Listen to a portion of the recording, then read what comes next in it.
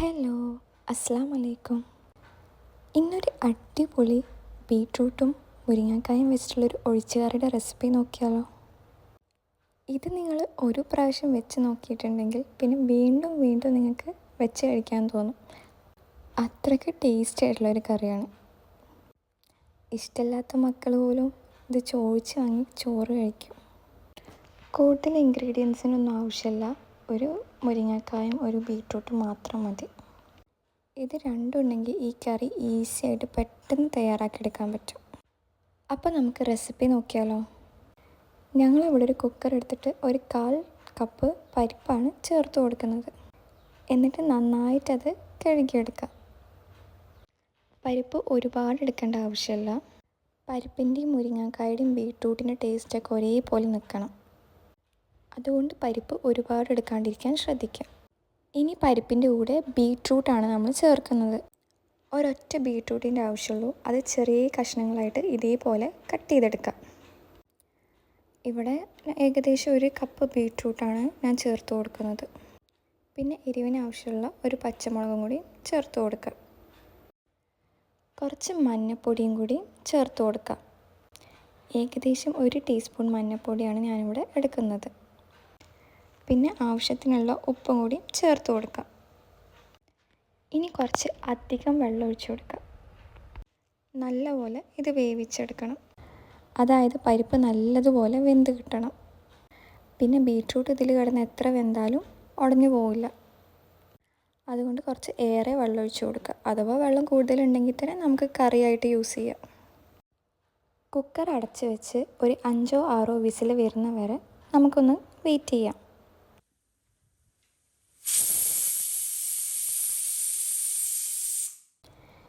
ഇവിടെ ഒരു 5-6 വിസിൽ കഴിഞ്ഞതിന് ശേഷം നമ്മൾ കുക്കർ തുറന്നിട്ടുണ്ട്. പരിപ്പ് നല്ലവണ്ണം വെന്ത് വന്നിട്ടുണ്ട്. അതേപോലെ ബീട്രൂട്ട് നല്ല സോഫ്റ്റ് ആയിട്ടുണ്ട്. ഇനി നമുക്കിത് മാറ്റി വയ്ക്കാം.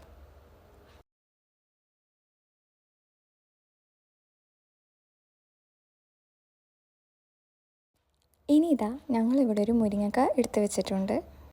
ഇത് വീട്ടിലുണ്ടായത് തന്നെയാണ്. ഇതിൽ കാണിക്കുന്ന പോലെ ഇത് പകുതി ഒന്ന് കീറി കൊടുക്കണം. ഇങ്ങനെ ചെയ്യുന്നത് ഉപ്പും പുളിയും നല്ലപോലെ കയറാനാണ്.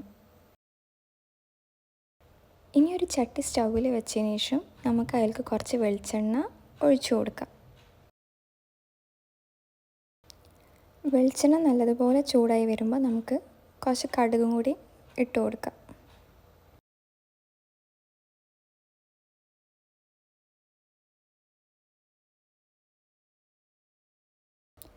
കടുക് നന്നായിട്ട് പൊട്ടി വരുമ്പോൾ ഒരു വറ്റൽമുളകും കറിവേപ്പിലയും കൂടി ചേർത്ത് കൊടുക്കാം.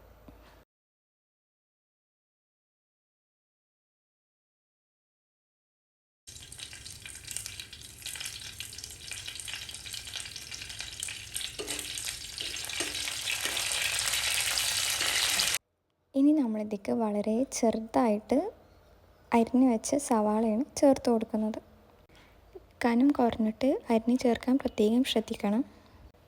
സവാള അല്ലെങ്കിൽ ചെറിയ ഉള്ളി ആയാലും നമുക്ക് ഇതേപോലെ കനം കുറഞ്ഞ് അരിഞ്ഞ് ചേർത്ത് കൊടുക്കാവുന്നതാണ്. ഇത് നല്ലതുപോലെ വഴറ്റിയെടുക്കണം. കനം കുറഞ്ഞ് അരിഞ്ഞെടുത്തത് കൊണ്ട് തന്നെ നമുക്ക് പെട്ടെന്ന് ഇത് വഴറ്റി കിട്ടും. നല്ലതുപോലെ വഴറ്റിയെടുക്കുക തന്നെ വേണം.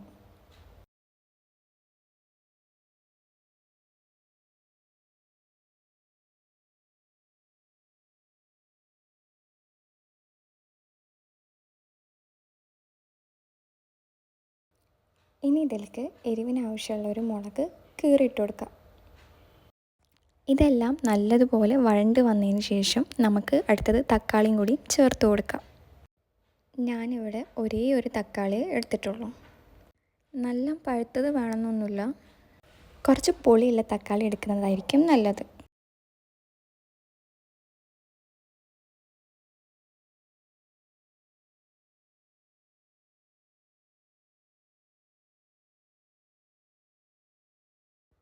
കുറച്ച് മഞ്ഞൾപ്പൊടിയും കൂടി ചേർത്ത് കൊടുക്കാം.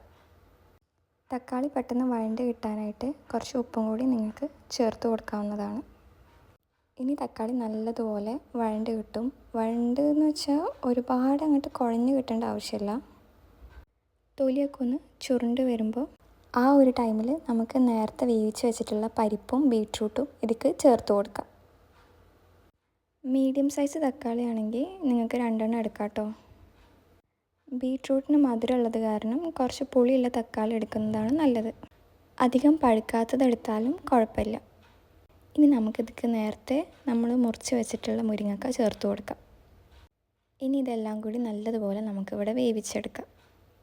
മുരിങ്ങക്ക നമ്മൾ കീറിയിട്ടത് കൊണ്ട് തന്നെ നമ്മൾ ഈ കറിയുടെ പുളി എല്ലാതും നല്ലതുപോലെ അതിലേക്ക് പിടിച്ചോളും.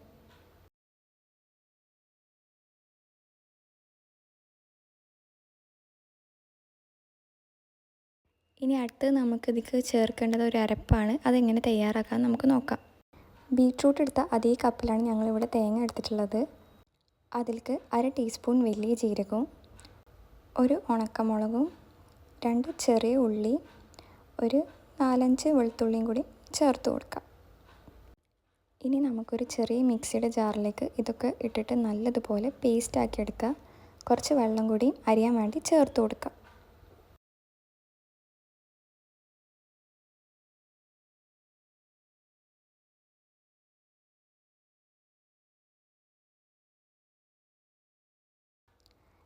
കറി ഇവിടെ നല്ലതുപോലെ തിളച്ച് വന്നിട്ടുണ്ട്. ഇനി നമുക്ക് നമ്മൾ അരച്ച് വെച്ചിട്ടുള്ള അരപ്പ് ഇതിലേക്ക് ചേർത്ത് കൊടുക്കാം. നല്ല പേസ്റ്റാക്കി അരച്ചെടുക്കാൻ ശ്രമിക്കണം. തീ നന്നായിട്ട് കുറച്ച് വെച്ചിട്ട് വേണം നമുക്ക് അരപ്പ് ചേർക്കാനായിട്ട്. എന്നിട്ട് നല്ലവണ്ണം ഒന്ന് മിക്സ് ചെയ്ത് കൊടുക്കുക. ജാറിൽ കുറച്ച് വെള്ളം ഒഴിച്ചതിന് ശേഷം നമുക്ക് അതും കൂടി ഇതിലേക്ക് ചേർത്ത് കൊടുക്കാം. കറി തണുത്ത് വരുമ്പോൾ ഒന്ന് തിക്കായിട്ട് വരും. അതുകൊണ്ടാണ് നമ്മൾ മിക്സിയിൽ വെള്ളം ഇതാക്കിയിട്ട് ചേർത്ത് കൊടുക്കുന്നത്. ഇനി ഇതിന് തീ കൂട്ടി കൊടുക്കേണ്ട ആവശ്യമില്ല, കുറച്ച് തന്നെ ഇളക്കിയാൽ മതി.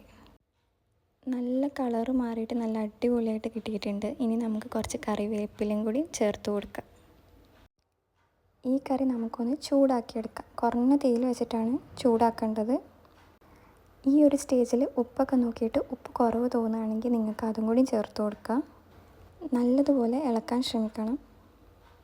ഈ കറി തണുത്ത് കഴിയുമ്പോൾ നല്ല പാകത്തിനായിട്ട് വരും.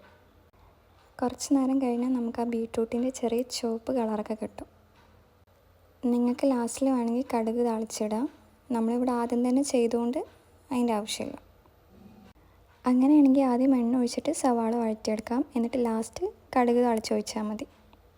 മുരിങ്ങയ്ക്ക ഓവറായിട്ട് വെന്തിട്ട് നാര് പോലെ ഇളകി വരരുത് കേട്ടോ. നല്ല പാകത്തിനുള്ള വേവായി വരണം. ബീട്രൂട്ട് ഇഷ്ടമില്ലാത്ത കുട്ടികളൊക്കെ ആണെങ്കിൽ ഇതുപോലെ കറി വെച്ച് കൊടുത്താൽ അവർ നല്ലതുപോലെ ചോറ് കൂട്ടി കഴിച്ചോളും. കൂടെ ഒരു പപ്പടം ഒരു അച്ചാറും കൂടി ഉണ്ടെങ്കിൽ അടിപൊളിയായിരിക്കും. വളരെ കൃത്യമായിട്ട് ഓരോ അളവും ഇതിൽ പറഞ്ഞിട്ടുണ്ട്. നിങ്ങൾ അതേപോലെ ഉണ്ടാക്കി നോക്കാൻ ശ്രമിക്കണം. നിങ്ങൾക്ക് ഈ റെസിപ്പി ഇഷ്ടമാവുകയാണെങ്കിൽ പ്ലീസ് സബ്സ്ക്രൈബ് ചെയ്തിട്ട് ഞങ്ങളൊന്ന് സപ്പോർട്ടും കൂടി ചെയ്യണം. കൂടെ ആ ബെൽ ബട്ടനും കൂടി ഒന്ന് പ്രസ് ചെയ്യണം. പിന്നെ നിങ്ങൾക്ക് ഞങ്ങൾ ഈ വീഡിയോ ഇഷ്ടപ്പെടുകയാണെങ്കിൽ ആ ലൈക്ക് ബട്ടൺ ഒന്നും കൂടി ഒന്ന് പ്രസ് ചെയ്ത് കൊടുക്കണേ.